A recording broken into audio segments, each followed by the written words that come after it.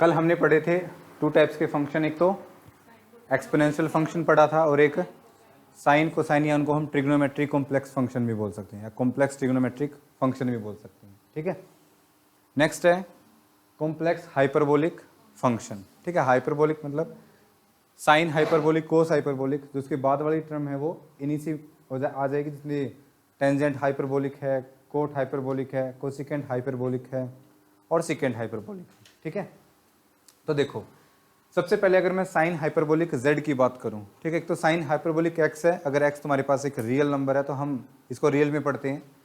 Same as it is अगर मैं यहाँ पे हाइपरबोलिक फंक्शन की बात करूं तो सबसे पहले अगर मैं डिस्कस करूं साइन हाइपरबोलिक z, है ना, तो जैसे रियल में होता है वैसे ही इसमें डिफाइन करते हैं हम, आयोटा नहीं आएगा इसके अंदर, है ना। जैसे हम sine z trigonometric function sine z को हम डिफाइन कर रहे थे तो हम बोलते हैं कि e की पावर iota z minus e raise to power minus iota z upon 2 iota.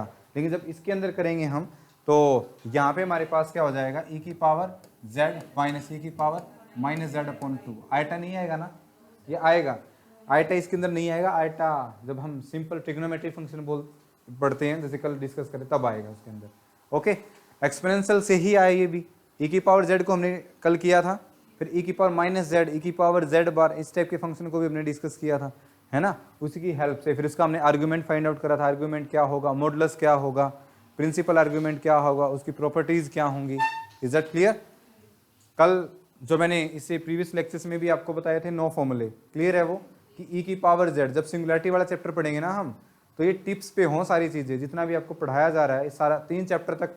ऐसा नहीं है कि जो हम 3 चैप्टर तक पढ़ेंगे वो उसमें से एक क्वेश्चन नहीं आएगा, उसमें तो क्वेश्चन आएगा ही आएगा, लेकिन जब हम सिंगुलैरिटी, रेजिड्यू जब ये डिस्कस करेंगे तो आपको या तो पेज पलटो पीछे या उनको याद ही कर लो आप कि साइन z 0 तो z की वैल्यू ये होगी, कोस z 0 कोस z 1 तो z की वैल्यू ये होगी, है ना, विद रीजन आपको पता हो ये सारी चीजें। ओके, क्लियर है?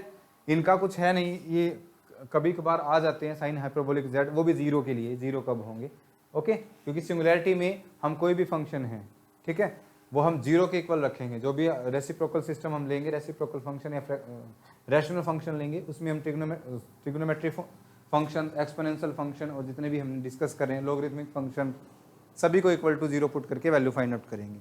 उन्हीं पे हम रेसिड्यू फाइंड आउट करेंगे, उन्हीं पे हम उसकी टाइप्स ऑफ सिंगुलैरिटी, पढ़ा भी होगा थोड़ा बहुत टॉपिक टाइप ऑफ सिंगुलैरिटी का कॉम्प्लेक्स एनालिसिस में, है ना, आता है, लेकिन वो थ्योरेटिकल है, मैं एमसी में थ्योरेटिकल है, यहाँ पे हम न्यूमेरिकली पढ़ेंगे उसको। ओके, तो ये होती है तुम्हारे पास साइन हाइपरबोलिक z की वैल्यू। सिमिलरली अगर मैं कोस हाइपरबोलिक z इसको डिफाइन करूं, कोस हाइपरबोलिक z, तो इसकी वैल्यू हो जाएगी E raise to power z minus के क्या आ जाएगा, plus E raise to power minus z upon 2। ये हो जाएगा तुम्हारे पास कोस हाइपरबोलिक z। ठीक है, अब मैंने तुम्हें कल फॉर्मूले बताए थे कि हाइपरबोलिक है, ठीक है, कोस हाइपरबोलिक फिर आयोटा z है या कोस आयोटा z है, तो इनके बीच में क्या रिलेशन होता है ना। आयटा को हम बाहर लेके जाए, आयटा को हम अंदर लेके जाएं एंगल में, ठीक है, जैसे कोस z है, आयटा को अंदर लेके जाएंगे तो क्या हो जाएगा क्या नहीं, ये फॉर्मूले हम लिख लेते हैं एक बार, क्योंकि वो वहां पे क्या जनरेट हो जाता है, हाइपरबोलिक फंक्शन जनरेट हो जाता है ना। तो सबसे पहले अगर मैं करूं साइन z, ठीक है, साइन z है, ये कर दिया मैंने सबसे पहले साइन z, मतलब ये साइन हाइपरबोलिक z से साइन z कैसे बनेगा, है ना। तो सबसे पहले मैंने साइन हाइपरबोलिक z लिया, देखो हमें साइन z बनाना है। ओके, आयटा अगर मैं कॉमन लूंगा बाहर तो, और तो मुझे 1 बनाना है, तो बाहर में क्या मल्टीप्लाई में लूँ, मल्टीपल्स में क्या लूँ उसके, जैसे मैंने यहाँ पे लिख दिया साइन ऑफ हाइपरबोलिक, ठीक है, आयोटा z, यही है ना, यहाँ पे आयोटा z है, यहाँ पे आयटा मैं बाहर लूंगा, मैंने बताया था जब आयटा बाहर आता है तो हाइपरबोलिक को खत्म कर देगा वो, है ना, क्लियर है, और नहीं होगा तो फिर वो हाइपरबोलिक को जनरेट कर देगा। ये कल मैंने बताया था कोस आयटा z है, तो आयटा बाहर आएगा तो हाइपरबोलिक को जनरेट कर देगा, हाइपरबोलिक आएगा उसके अंदर, लेकिन ऑलरेडी हाइपरबोलिक, आप आयटा को बाहर लेने की कोशिश करो तो हाइपरबोलिक वहां से गायब हो जाएगा। ठीक है, तो जस्ट फॉर्मूला बनाने के लिए तो आप इसको ऐसे भी लिख सकते हो, इट कैन बी रिटन, क्योंकि यहाँ पे साइन z लिखा हुआ है तो आप इसको 1 बनाने की कोशिश कर रहे हो तो बाहर क्या लिख दीजिए, माइनस आयोटा। ठीक है, क्लियर है, तो इसके क्या फॉर्मूला बना, आयटा इसको बाहर लोगे आप साइन हाइपरबोलिक में से, तो iota into iota, iota square minus minus minus plus, तो क्या हो जाएगा वो sine z, and it is the relation between simple trigonometry function and simple sine hyperbolic function, दोनों में तो ये रिलेशन होता है। Is that clear? सिमिलरली आप कोस के लिए कर सकते हो, लेकिन कोस के लिए मैंने बताया था आपको कि जब आयटा बाहर आता है तो अगर ऑलरेडी हाइपरबोलिक है, कोस हाइपरबोलिक है, तो हाइपरबोलिक से वो कोस बन जाएगा, और सिंपल कोस है तो कोस से वो हाइपरबोलिक बन जाएगा। आयटा जब बाहर आता है तो आयटा गायब हो जाता है, आयटा को लिखने की जरूरत नहीं होती। देखो यहाँ पे मैंने लिखा cos of hyperbolic iota Z, ये फॉर्मूला लिखा मैंने यहाँ पे। अब देखो ऑलरेडी हाइपरबोलिक है ना, ऑलरेडी हाइपरबोलिक आयटा को आप इस एंगल से बाहर लेके जा रहे हो, तो आप एंगल में सिर्फ क्या रखना चाह रहे हो, जेड रखना चाह रहे हो। ऑलरेडी हाइपरबोलिक है तो आयटा बाहर लेंगे तो हाइपरबोलिक है, खत्म। तो यहाँ पे क्या बन जाएगा, कोस जेड, और आयटा बाहर आते ही गायब, तो कुछ लिखने की जरूरत नहीं है, तो ये फॉर्मूला बन गया। ठीक है, this is the relation between simple cos function और यहाँ पे कोस हाइपरबोलिक फंक्शन। ठीक है, हाँ कोस जेड, क्लियर है क्या। सिमिलरली मैं यहाँ भी कॉमन ले सकता हूँ। थर्ड फॉर्मूला ये बना सकते हैं हम कि हमने लिया साइन आयोटा जेड, ये ले लिया, जैसे ऊपर साइन हाइपरबोलिक आयोटा जेड लिया था, मैंने यहाँ पे क्या ले लिया, साइन आयोटा जेड, और इस तरफ जैसे साइन जेड बनाया था, इस तरफ हम क्या बनाने की कोशिश कर रहे हैं, sign hyperbolic Z, sign hyperbolic Z. बस उस फॉर्मूले से साइन में से बाहर लेते हैं, तो अगर हाइपरबोलिक है तो खत्म हो जाएगा, नहीं है तो जनरेट हो जाएगा। क्या यहाँ पे है, नहीं है, आयटा बाहर आएगा तो जनरेट हो जाएगा, हो गया। ठीक है, अब साइन में से, साइन के एंगल में से अगर मैं आयटा बाहर लेता हूँ तो आयटा खत्म नहीं होता, आयटा बाहर आएगा, और तुम्हें क्या चाहिए यहाँ पे 1 चाहिए, तो आयटा किससे, माइनस आयटा से, तो यहाँ पे क्या कर दीजिए, माइनस आयटा से मल्टीप्लाई कर दीजिए, और ये क्या हो जाएंगे, इक्वल। ठीक है, ये फॉर्मूले सेम ही है ना, इसको हम, ये इसी से आया है। यहाँ पे हम देखो साइन हाइपरबोलिक, यहाँ पे तो हाइपरबोलिक फंक्शन के एंगल में आयटा जेड है, और यहाँ पे सिंपल जो ट्रिग्नोमेट्रिक फंक्शन साइन जेड है, साइन उसके एंगल में यहाँ पे आयटा है। मतलब ये फॉर्मूले उसके लिए है कि एंगल में अगर आयटा आ जाए तो हम उसको बाहर कैसे लिखेंगे। ठीक है, तो हम उसको ऐसे लिख सकते हैं, कोस के लिए भी लिख सकते हो। मैंने यहाँ पे लिखा, जैसे यहाँ पे कोस हाइपरबोलिक आयोटा जेड था, तो मैंने लिखा यहाँ पे कोस आयोटा जेड लिखा। ठीक है, जब इसको एक्सपेंड करेंगे हम, देखो यहाँ पे किया मैंने, कोस के एंगल में आयटा है, बाहर लेंगे तो क्या हो जाएगा, यहाँ पे हाइपरबोलिक हो जाएगा, और कोस के बाहर तो फिर कोई आता ही नहीं, तो ये यही बन गया। ठीक है, ये है ना, यहाँ पे तो सिंपल कोस जेड था, और यहाँ पे क्या आ जाएगा, कोस हाइपरबोलिक जेड आ जाएगा। ठीक है, तो ये फॉर्मूले हैं सिंपल ट्रिग्नोमेट्री फंक्शन को और हाइपरबोलिक फंक्शन को रिलेट करने के। ठीक है, कर दोगे एक दूसरे के साथ, इज दैट क्लियर। अब देखो कुछ ट्रिग्नोमेट्री फंक्शंस है जिनको हम पढ़ते हैं, उनमें कुछ चेंजेस, अच्छा कुछ और भी फॉर्मूले बन सकते हैं यहां से। ये मैंने बताया था तुम्हें घर पे करने के लिए दिया था, जैसे करवा देता हूं मैं। साइन जेड तो हो गया था ना, साइन जेड 0 कब होता है, n पाई के, और साइन जेड 1 कब होता है, 4n + 1 पाई बाई 2 पे, और साइन जेड -1 कब होता है, 4n - 1 इंटू पाई बाई 2। ठीक है, एनी डाउट। अब जब यहाँ पे करेंगे हम, तो जस्ट ये याद रखना, देखो साइन हाइपरबोलिक जेड 0 कब होगा, ये मैंने दिया था तुम्हें, साइन हाइपरबोलिक जेड है, ये कब 0 होगा,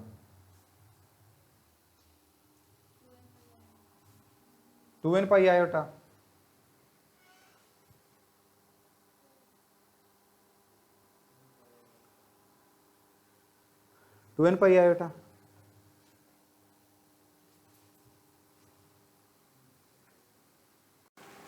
ये फंक्शन चाहिए ना तुम्हें, लिखवाए तो है फॉर्मूले, कौन सा फॉर्मूला अप्लाई करेंगे, ये कर दें, sine hyperbolic Z equal to this, ये जाएगा minus iota sine iota Z is equal to 0। Minus iota तो कभी 0 होता नहीं, तो यहाँ से क्या आ जाएगा, sine iota Z is equal to 0 और साइन जेड 0। ठीक है, ऐसे हम सिंगुलैरिटी वाले चैप्टर में करेंगे, जो भी एंगल में हो इज इक्वल टू 0, तो वो किसके इक्वल हो जाएगा, n पाई के इक्वल हो जाएगा। यहाँ पे मैं 2z + 1 लिखता तो 2z + 1 किसके इक्वल हो जाता, n पाई के इक्वल हो जाता है। यहाँ से 2z + 3 लिख दिया मैंने, वो यानी ये एंगल अगर n पाई होगा तभी साइन है वो कितना होगा, 0 होगा। एंगल में कुछ भी लिखा रहे हमें, यहाँ से क्या आ जाएगा, iota Z is equal to n pi, 0 नहीं, हम सिर्फ एक वैल्यू नहीं लिखेंगे, हम अब इनफाइनाइट वैल्यू लिखेंगे। जैसे मैंने बोला e की पावर कितनी करेगी 1 आ जाएगी, तो 0 तो है ही, इसमें तो कोई दो राय नहीं है कि e की पावर 0 1 होता है। लेकिन क्या सिर्फ 0 के लिए 1 होता है क्या? वो नहीं, हम सारी प्रॉपर्टी सारी वैल्यू लिख रहे हैं, सारी वैल्यू लिख दी क्या, और साथ में क्या लिखेंगे n बिलोंग्स टू z, ये लिख दिया। लेकिन हमें z इंडिविजुअली चाहिए है ना, लेकिन इसके साथ तो क्या है आयोटा है, तो आयोटा है तो मैं दोनों तरफ आयोटा से मल्टीप्लाई कर दूं यहाँ से, या फिर आयोटा को इस तरफ लेके चला जाऊं तो 1 बाई आयोटा होगा, और 1 बाई आयोटा माइनस आयोटा के इक्वल होता है ना, तो यहाँ से करूंगा z is equal to minus n pi iota. लेकिन n क्या है, इंटीजर है, तो नेगेटिव पॉजिटिव, तो इस माइनस का कोई फर्क नहीं पड़ेगा इस पे, तो I can write z is equal to n pi iota and n belongs to z। समझ आ गया? माइनस को मैंने क्यों हटा दिया यहाँ से, क्योंकि नेगेटिव इंटीजर और पॉजिटिव उससे दोबारा क्या हो जाएंगे इंटीजर्स, तो that's why you can write this as like this. ठीक है, z is equal to n pi iota. इन वैल्यूज के लिए साइन हाइपरबोलिक z फंक्शन क्या हो जाएगा, 0 हो जाएगा। तो क्या डिफरेंस लगा तुम्हें, जब हम साइन z करते हैं तो एन पाई पे होता है, और जब साइन हाइपरबोलिक z करते हैं तो एन पाई आयोटा के लिए, और n हमारे पास क्या हो जाएगा, एक इंटीजर हो जाएगा। ठीक है, क्लियर है क्या? सिमिलरली क्या हम अब कोस के लिए कर सकते हैं क्या? मैं पूछ लूँ तुमसे कि कोस हाइपरबोलिक z है, अच्छा ट्राई किया था किसी ने घर पे? ये यही आए थे आंसर, यही आए थे। तो अब देखो यहाँ पे cos hyperbolic z is equal to 0, तो कोस हाइपरबोलिक z को अगर कोस में चेंज करना तो कौन सा फॉर्मूला लगाएंगे इनमें से? कोस हाइपर, ये है ना, ये रहा यहाँ से, तो बस हमें ये पता हो कि कोस z 0 कब होता है ना, और cos z 2n plus 1 into pi by 2, तो यहाँ से करेंगे I can write cos hyperbolic z is equal to this, तो यहाँ से करेंगे cos of iota z is equal to 0, and from this iota z is equal to 2n plus 1 into pi by 2 where n belongs to z। Okay, लेकिन हमें z individually चाहिए तो iota किस तरफ लेके चला जाएंगे, वो माइनस आयोटा होगा, लेकिन माइनस को दोबारा यहाँ पे एडजस्ट कर देंगे। ठीक है, माइनस वाली पॉजिटिव, पॉजिटिव वाली नेगेटिव, तो यहाँ से z की वैल्यू आ जाएगी 2n plus 1 into pi by 2 into iota, iota और मल्टीप्लाई में आ जाएगा, and n belongs to z। Is that clear? इसके बाद स्पेस छोड़ लीजिए, साइन हाइपरबोलिक z 1 कब होता है, और को साइन हाइपरबोलिक z माइनस 1 कब होता है, वो छोड़ दूं आपके लिए। ठीक है, हालांकि रेयरली पूछते हैं ये, लेकिन क्या पता पूछ ले अब की बार, तो वो आप खुद कैलकुलेट करो। फॉर्मूला पता लग गया कैसे करते हैं, ये फॉर्मूले है हमारे पास, तो वो 1 के लिए कब होता है, माइनस 1 के लिए कब होता है। नेक्स्ट कोस हाइपरबोलिक z है, वो 1 कब होगा, किन वैल्यूज के लिए, z की किन वैल्यूज के लिए कोस हाइपरबोलिक z है वो 1 होगा, और कोस हाइपरबोलिक z माइनस 1 किन वैल्यूज के लिए होगा, वो 4 वैल्यूज मैंने छोड़ दी। तो टोटल बताओ कितनी वैल्यूज होगी टोटल, ये 12 है ना, 3 एक्सपोनेंशियल के फंक्शन के कोरस्पॉन्डिंग, 3 साइन के, 3 कोस के कोरस्पॉन्डिंग, 3 साइन हाइपरबोलिक और 3 15 हो गई है ना। तो ये 15 वैल्यूज तो आपको कोई नींद में भी पूछ ले तो तुम्हें पता हो इनकी वैल्यू कि ये होती है। ठीक है, क्योंकि 2-3 बार से देखा जा रहा है कि सिर्फ 5 नंबर का क्वेश्चन इनसे पूछ लेते हैं कि इसका, जैसे लास्ट टाइम पूछा हुआ था साइन समथिंग करके इज इक्वल टू उसकी सिंगुलैरिटी आ रही थी, जिसके पोल पूछे हुए थे, पोल सिंगुलैरिटी किस टाइप की है, सिर्फ 4.75 मार्क्स में। ठीक है, कर लोगे उनको। अब देखो जैसे हम कुछ ट्रिग्नोमेट्रिक फॉर्मूले हैं वो हम एक तो रियल में पढ़ते हैं और एक यहाँ पे अब कॉम्प्लेक्स में पढ़ेंगे, तो उनमें कुछ डिफरेंस होता है। कुछ फॉर्मूलेज हैं 20% जिनमें डिफरेंस है, बाकी ऑलमोस्ट सेम होते हैं, तो वो कर लोगे। जैसे sine square X plus cos square X किसके इक्वल होता है, 1 के इक्वल।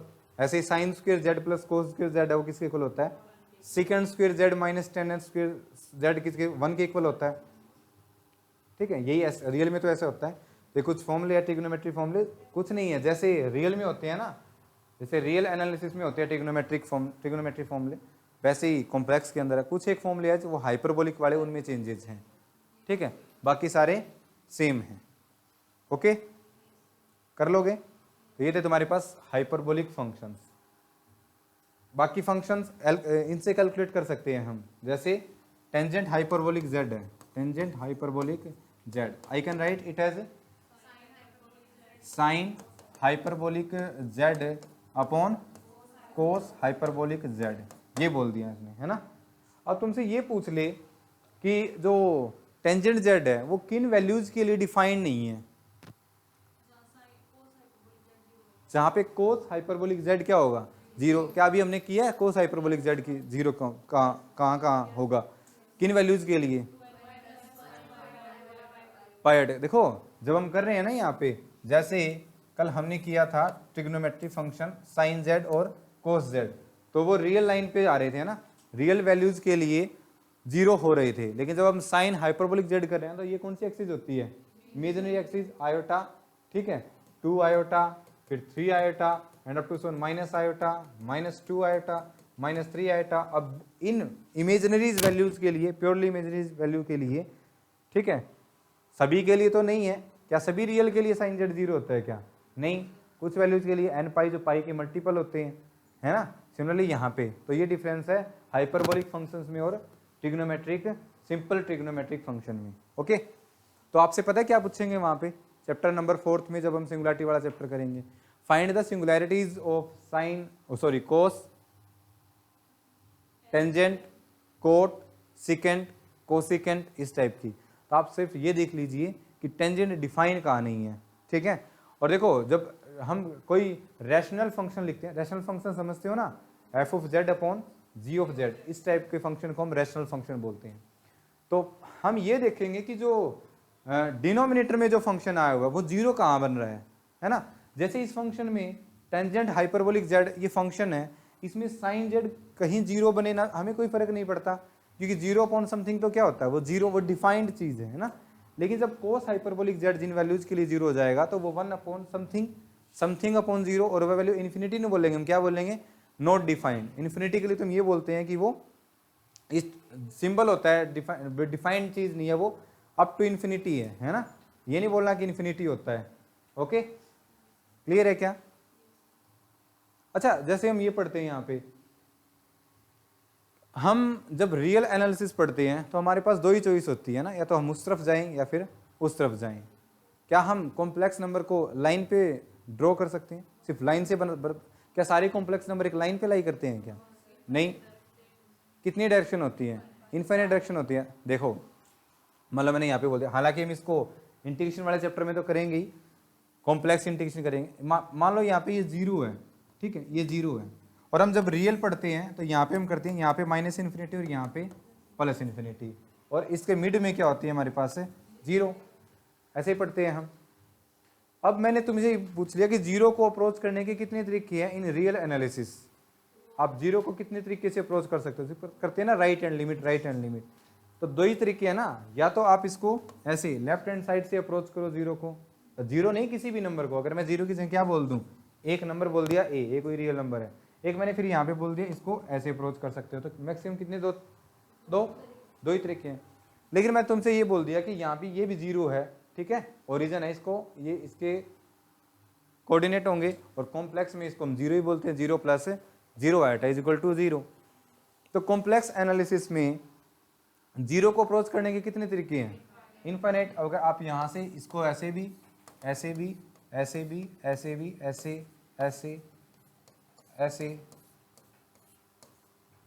ये तो कुछ ही लिखी है मैंने, कितने तरीके से अप्रोच कर सकते हो, इनफाइनाइट तरीके से। अच्छा, कोई बच्चा बता सकता है, ये मैंने देखो जो एरो का निशान बनाया है वो सिर्फ इस तरफ से बनाया मैंने, है ना, इसको अप्रोच करने का तरीका है। अब मैं तुमसे ये पूछ लूँ, ये एरो है यहाँ पे, ठीक है, ये चल रही है यहाँ पे, ये किसकी तरफ से आई है, ये किसकी तरफ से आई है, प्लस इन्फिनिटी पॉइंट, ये किसकी तरफ से आई है, ये यहाँ तो आपने बता दिया कि ये तो माइनस इन्फिनिटी की तरफ से अप्रोच कर रहा है और ये प्लस इन्फिनिटी की तरफ से अप्रोच कर रहा है। लेकिन यहाँ पे पहली बात तो किसी नंबर को अप्रोच करने के तरीके भी इनफाइनाइट है। आप इनफाइनाइट कितने हैं, बहुत सारे हैं, कितनी लाइन की इक्वेशन होगी, बहुत सारी होगी, इनफाइनाइट होगी। अब मैं तुमसे ये पूछ रहा हूँ कि ये किसकी तरफ से अप्रोच कर रही है, क्या यहाँ पे पॉजिटिव इन्फिनिटी है, क्यों नहीं है, positive positive positive positive positive infinity नहीं है क्या, एक्स एक्सिस भी पॉजिटिव है, अगर मैं फर्स्ट पॉइंट में बात करूं वाई एक्सिस भी पॉजिटिव है, तो क्या प्लस इन्फिनिटी की तरफ अप्रोच नहीं कर रही क्या, नेगेटिव इन्फिनिटी की तरफ कर रही है। तो चलो इस पे आ जाते हैं, यहाँ पे इसमें नहीं होता, क्यों, यहाँ पे अगर मैं रियल की बात करूं, ये रियल लाइन है, क्या रियल लाइन में इन्फिनिटी नहीं होता, क्या होता है, एक्सटेंडेड, वो तो सेट होता है, सेट लेते हैं ना हम, एक्सटेंडेड रियल नंबर का सेट लेते हैं, वैसे ही कॉम्प्लेक्स में होगा। लेकिन इन्फिनिटी तो है ना, अगर तुमने इंटीजर का सेट ले लिया तो क्या रैशनल नंबर नहीं है क्या? रैशनल नंबर तो फिर भी तुमने सेट इंटीजर्स का लिया हुआ है, तो इन्फिनिटी तो एग्जिस्ट करता है ना। हाँ, अगर आप ये बोल दो कि एक्सटेंडेड प्लेन, इट मीन्स कि आप उसमें इन्फिनिटी को भी आप ऐड कर रहे हो, उस सेट में इन्फिनिटी को भी आप इंक्लूड करके चल रहे हो, है ना। और सिंपल कॉम्प्लेक्स प्लेन बोल दिया तो हम इन्फिनिटी को नहीं करते, ऐसे हम रियल एनालिसिस में करते हैं, बोल दिया रियल नंबर्स, ठीक है, रियल इन्फिनिटी नहीं है ना उसके अंदर, लेकिन ये बोल दिया एक्सटेंडेड रियल नंबर का सेट है, तो उसके अंदर आप इन्फिनिटी माइनस इन्फिनिटी भी इंक्लूड करते हो। तो मेरा क्वेश्चन ये है कि ये किसकी तरफ से अप्रोच कर रहा है यहाँ पे, ये क्या ये प्लस इन्फिनिटी या माइनस इन्फिनिटी, क्या ये प्लस इन्फिनिटी या माइनस इन्फिनिटी, किसकी तरफ से अप्रोच कर रहा है? और मैं तुम्हें ये भी बताया था कि आप नंबर को जज नहीं कर सकते कि ये ग्रेटर देन 0 है या लेस देन 0 है, मैंने बताया था ना। मैंने 3 + 2 आइटा लिख दिया और क्या बच्चा ये लिख दिया ग्रेटर देन 0, कैसे लिख सकते हो आप? नहीं लिख सकते, ये कैसे ग्रेटर देन 0 है? हम कॉम्प्लेक्स नंबर को कंपेयर नहीं कर सकते, है ना। तो फिर क्या क्या बोलेंगे हम यहाँ से, फिर तो नेगेटिव है ही नहीं हमारे पास, तो एक सिर्फ क्या लेके चलते हैं हम, इन्फिनिटी। तो कॉम्प्लेक्स एनालिसिस में सिर्फ एक ही इन्फिनिटी होता है, वो कौन सा? पॉजिटिव, ठीक है। तो ये सारी की सारी जो एरो है ना, ये किसकी तरफ से आ रही है? इन्फिनिटी की तरफ से, ठीक है। ये भी इन्फिनिटी की तरफ से, ये भी, ये भी, ये भी, ये भी, ये भी, ये भी, ये भी, और इनफाइनाइट तरीके हैं किसी भी एक नंबर को। ये ओरिजिन के लिए नहीं है, ये सभी के लिए, कोई भी कॉम्प्लेक्स नंबर इस प्लेन में ले लीजिए, इस प्लेन में ले लीजिए, इस प्लेन में, इस प्लेन में, किसी भी प्लेन, सॉरी क्वाड्रेंट में ले लीजिए, उस क्वाड्रेंट में एक नंबर को अप्रोच करने के इनफाइनाइट तरीके हैं। तो देखना, जब हम इंटीग्रेशन करते हैं, रियल एनालिसिस में, तो हमें इंटरवल दिया होता है, तुम्हें देखा भी होगा, रीमान इंटीग्रेशन, लिबेग इंटीग्रेशन, हमेशा इंटरवल पे ही बात होती है कि इस इंटरवल में रीमान इंटीग्रेबल है, इस इंटरवल में नहीं है। रीमान है हमेशा क्लोज इंटरवल पे बात करते हैं, ओपन पे नहीं करते। लिबेग है वो ओपन क्लोज दोनों में ही होता है लिबेग। तो इंटरवल के अलावा तुमने देखा किसी क्वेश्चन को, तो एमएससी में पढ़ते हैं हम, या फिर हम +2 क्लास में पढ़ते हैं, तो तुम्हें लिमिट दी होती है कि -2 से लेके 2 तक इसका इंटीग्रेशन करो। डेफिनेट इंटीग्रल की बात करूँ तो मैं, और इनडेफिनेट इंटीग्रल की बात करूँ तो फिर तो कोई दिक्कत है ही नहीं, है ना। जितने भी हम करते हैं एक पॉइंट से दूसरे पॉइंट तक, दूसरे पॉइंट से, ठीक है। लेकिन यहाँ पे देखो, एक नंबर यहाँ पे है और एक नंबर यहाँ पे है, क्या उसको अप्रोच करने का सिर्फ एक ही तरीका है क्या? अप्रोच करने का मतलब एक पॉइंट को दूसरे पॉइंट को मिलाने के एक ही तरीके हैं। कितने तरीके हैं? इट मीन्स आपको अगर कॉम्प्लेक्स इंटीग्रेशन करना तो you have to given path तुम्हें देना पड़ेगा, किस पाथ के अकॉर्डिंग आप इंटीग्रेशन करना चाह रहे हो, है ना। तो दैट्स वाई यहाँ पे हमारे पास कॉम्प्लेक्स एनालिसिस में इनफाइनाइट वे होते हैं एक नंबर को अप्रोच करने के, ठीक है। और सिमिलरली लिमिट अब अगर हम करेंगे तो वो एक वैल्यू देगा कि इसके corresponding z approaches to this, इसके कोरस्पोंडिंग आप इसके लिमिट निकालिए, फिर कॉन्टिन्यूटी चेक करेंगे, फिर डिफरेंशिएबिलिटी चेक करेंगे। Is that clear? तो यहाँ पे देखिए, टेंजेंट हाइपरबोलिक z, जब साइन हाइपरबोलिक z 0 है, हमें कोई दिक्कत नहीं है इस फंक्शन में। क्या दिक्कत है क्या? नहीं। अच्छा, किन वैल्यूज के लिए साइन z और कोस z है, वो साइन z और हाइपरबोलिक z है साइमल्टेनियसली 0 हो जाते हैं। है कोई वैल्यू ऐसी जिसमें साइन, वो वैल्यू ऐसी कॉमन वैल्यूज जिनके लिए साइन हाइपरबोलिक z भी 0 हो रहा, कोस हाइपरबोलिक z भी 0 हो रहा हूँ?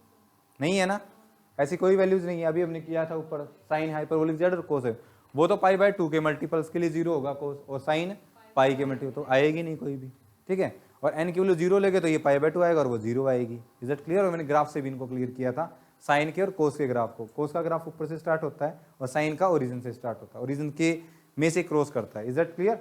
तो इस फंक्शन को कहाँ दिक्कत है? वहाँ दिक्कत है जब कोस हाइपरबोलिक z क्या हो जाएगा? 0। और ये अभी हमने किया था, इन वैल्यूज के लिए कोस हाइपरबोलिक z क्या हो जाता है? 0। मतलब इन वैल्यूज के लिए sign hyperbolic z function, sorry tangent hyperbolic z function है वो डिफाइंड नहीं होता है। तो दैट्स वाई तुमने इसका ग्राफ देखा होगा, एक मैं कर्व बना के दिखाता हूँ। टेंजेंट किया, टेंजेंट हाइपरबोलिक z की सेम ही है ना इनका, जब बनाते हैं ना, तो मान के चलो ये -π/2 है यहाँ पे, और ये क्या है यहाँ पे π/2 है, ठीक है। मैं ग्राफ को जूम कर दिया, तुमने देखा होगा इसका ग्राफ ऐसे बनता है इन दोनों के बीच में, और यहाँ पे ऐसे पैरेलल लाइन बनती है ना। इसका मतलब π/2 के मल्टीपल्स पे ये फंक्शन डिफाइंड नहीं होता है। देखा होगा ना टेंजेंट हाइपरबोलिक z का ग्राफ की तुम्हें, हालांकि कॉम्प्लेक्स हम पढ़ रहे हैं इसमें नहीं है, लेकिन रियल के लिए तो हमारे पास, मैंने एक एप्लीकेशन भी बताई थी आपको, है ना, मैथ लैब करके एप्लीकेशन है, वहाँ पे आप किसी भी फंक्शन का क्या देख सकते हो? ग्राफ, ठीक है। MATHLAB बी मैथ लैब, इस नाम से एक एप्लीकेशन है। एक मैथ्स के स्टूडेंट के फ़ोन में एटलीस्ट ये एप्लीकेशन तो हो, ओके, क्योंकि graph as 2D graph as well as 3D graph as well as calculation as well as equations polynomials directly solve कर देती है ये, ठीक है। हो गए ना तुम्हारे, तो करवाई हुई थी मैंने कि कर लो, ठीक है। तो ये एप्लीकेशन से आप किसी भी फंक्शन का ग्राफ देख सकते हो, ओके। और अगर आपको लैपटॉप में देखना तो उसके लिए हमारे पास एक एप्लीकेशन होती है, सुना है नाम, अल्फा कैलकुलेटर। ये इसमें आप 8 क्रॉस 8 9 क्रॉस 9, ठीक है, अप टू 9 डिग्री की पोलोमियल्स को डायरेक्टली सोल्व करके रूट्स निकाल सकते हो। इस टाइप की पोलोमियल्स को ट्रिग्नोमेट्री पूरे अलजेब्रे के लिए सभी जगह यूज होती है, लैपटॉप में, इसमें भी हो जाती है, फ़ोन में भी, लेकिन वो इतना टाइप करना और फिर वो कॉम्प्लेक्स हो जाता है, इसलिए यहाँ पे आप फ़ोन में मैथ लैब एप्लीकेशन का यूज कर सकते हो, ठीक है। क्लियर है क्या? इस एप्लीकेशन में 5 ग्राफ आप साइमल्टेनियसली बना सकते हो एक प्लेन में, ओके। तो ये था तुम्हारे पास ट्रिग्नोमेट्री फंक्शन। इसी प्रकार से टेंजेंट हाइपरबोलिक जेड, नेक्स्ट क्या आ जाएगा, कोट हाइपरबोलिक जेड। ये कैसे डिफाइन होगा, साइन हाइपरबोलिक जेड, सॉरी कोस, या तो आप इसको ऐसे भी लिख सकते हो 1 अपॉन टेंजेंट हाइपरबोलिक जेड। ये भी देखो ऐसे भी क्वेश्चन आएंगे नेक्स्ट चैप्टर्स में, 1 अपॉन टेंजेंट हाइपरबोलिक जेड। तो I can write it as cos hyperbolic Z upon sine hyperbolic Z. अब मैं तुमसे पूछने लग जाऊं कि कोट हाइपरबोलिक जेड फंक्शन, इसको कहाँ प्रॉब्लम होगी, जहाँ पे साइन हाइपरबोलिक जेड है वो 0 होगा, और फिर तुम्हें ये देखना पड़ेगा कि साइन हाइपरबोलिक जेड 0 कब होता है, कहाँ पे होता है, एन पाई आयोटा। जब एच आ जाता है हाइपरबोलिक फंक्शन आएगा तो आयटा आएगा, और अगर हाइपरबोलिक फंक्शन है तो आयटा नहीं आएगा। कई बच्चे तो इसमें कंफ्यूज रहते हैं आयटा कब आएगा और आयटा कब नहीं आएगा। तो हाइपरबोलिक फंक्शंस के लिए आयटा आता है जेड की वैल्यूज में, जहाँ पे 0 1 -1 होगा। और सिंपल अगर जैसे कल हमने डिस्कस किए थे प्रीवियस वीडियो लेक्चर में, साइन कोस टेंजेंट उनके नहीं आता है ना, क्लियर है। सिमिलरली नेक्स्ट क्या, कोसिकेंड लिखूं मैं, कोसिकेंड जेड वो हो जाएगा 1 अपॉन साइन हाइपरबोलिक जेड। तो इसको कहाँ दिक्कत होगी, जहाँ साइन को होगी कोसिकेंड। सेकेंड लिखूं मैं सेकेंड हाइपरबोलिक जेड, तो वो 1 अपॉन कोस हाइपरबोलिक जेड। तो इसको वहाँ दिक्कत होगी जहाँ पे कोस हाइपरबोलिक जेड क्या हो जाएगा, 0 हो जाएगा। तो ये 6 कॉम्प्लेक्स हाइपरबोलिक ट्रिग्नोमेट्रिक फंक्शन हैं जिनको हम फर्स्ट ईयर में भी पढ़ते हैं अलजबरा में, है ना, बीएससी फर्स्ट ईयर में भी पढ़ते हैं। क्लियर है क्या? नेक्स्ट इसके आगे एक क्वेश्चन लिखो, is sine hyperbolic Z cos hyperbolic Z functions are periodic, and if these functions are periodic then find the period। 2 pi iota आ जाएगा, कैसे,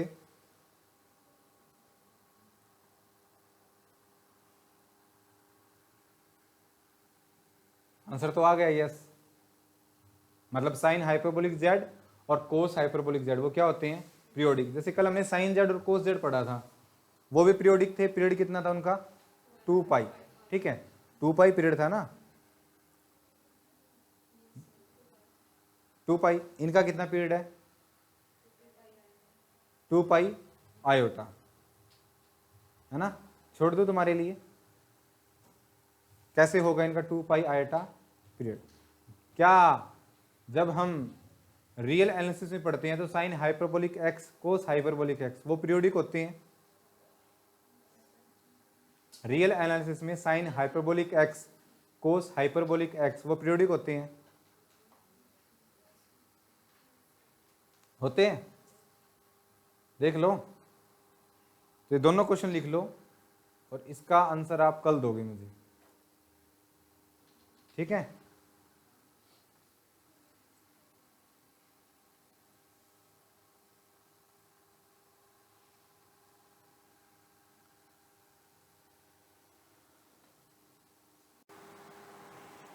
ये थे हाइपरबोलिक ट्रिग्नोमेट्री फंक्शन कॉम्प्लेक्स